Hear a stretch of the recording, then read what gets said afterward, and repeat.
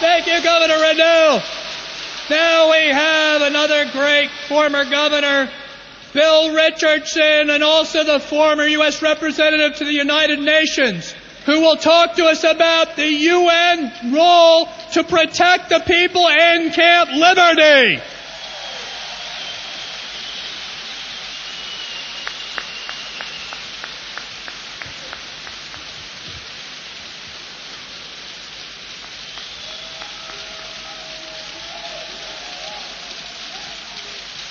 I want to just say to all of you that this is a great crowd, and I want to ask you some questions. The first question is are you for democracy in Iran?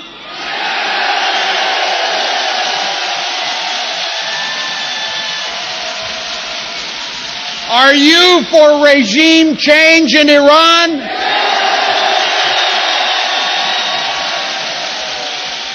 Are you the democratic opposition that is going to do it?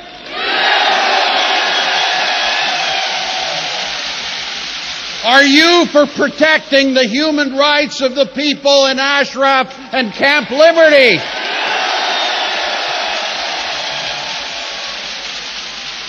Are you for delisting the MEK?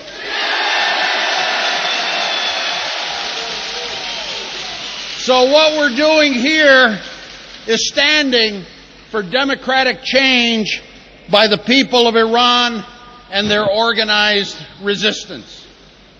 So I want to tell you a little bit, because I have been, in my career, I've always had the view that it's important to negotiate with those that you disagree with.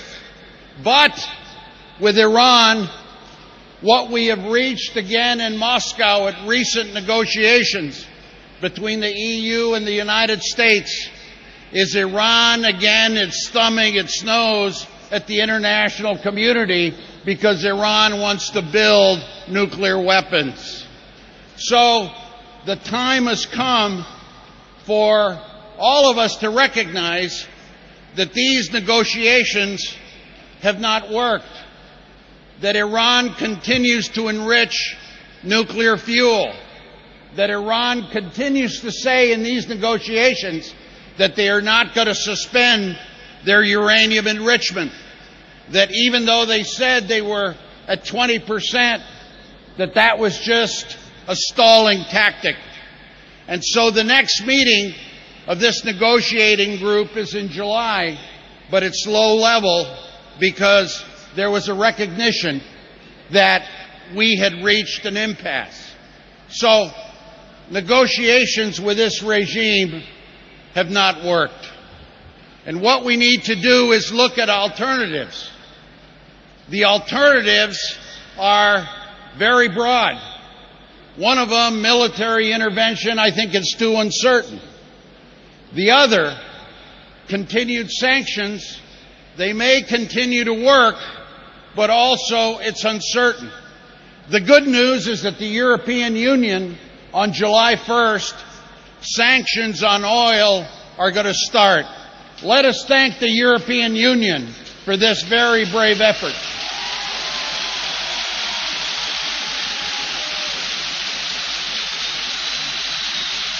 And late in June, the United States will impose sanctions on Iranian banks, not just necessarily those of the Iranian Central Bank. So those sanctions have been biting. Those sanctions have made Iran recognize that the international community is against them. But the best alternative to change in Iran is what President-elect Rajavi said. What we need is a democratic opposition in Iran, and that is those in this hall.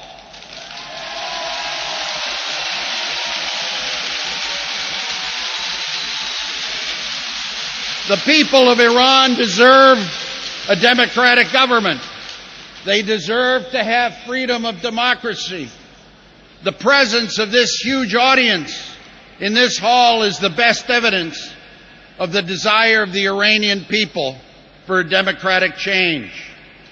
Democratic change in Iran is in the interest of the world, of the international community, but also with global peace and security. So, my country, America, has to become a leader on this issue. There have been a lot of distinguished leaders that you will hear from the Republican and Democratic Party, politicians, attorney generals, military leaders, academics, but also distinguished leaders from the European Union, from Latin America that you will hear from soon. But my country must send a very clear message to Tehran. First and foremost, again, and it has to happen within 4 months, a decision. The MEK needs to be delisted.